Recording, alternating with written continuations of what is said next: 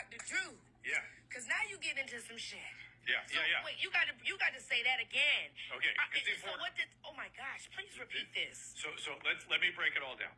So people, when they talk, you mentioned when your intro that people talk casually about psychological terminology, and they often don't really understand what they're talking about. Boundaries is absolutely one of those categories. People think about physical boundaries. Hey, I'm not going to let him into my space, or boundaries in terms of behavior you will tolerate. I'm not going to tolerate that anymore. I will create consequences.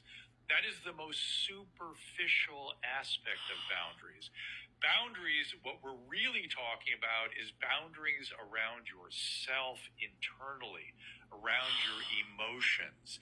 And if you can't, if your emotions are, if you're catching other people's emotions, or your pain and anxiety is mobilized by other people's emotions, you have a boundary problem. And with yourself and your pain body. In yourself. I had trouble. I vividly experienced this because I was dealing with a lot of abused people, and I didn't know this. I wasn't consciously aware of it until I went to therapy for 10 years to understand how much my boundaries were porous.